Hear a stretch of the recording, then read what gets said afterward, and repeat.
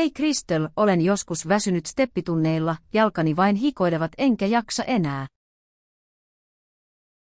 No, älä huoli, ota steppikengät pois ilman ongelmia, tämä vie sinut hierontaan.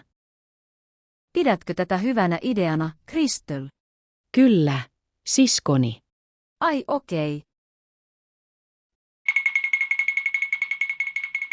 Siinä se on, toivottavasti voit hieroa minua.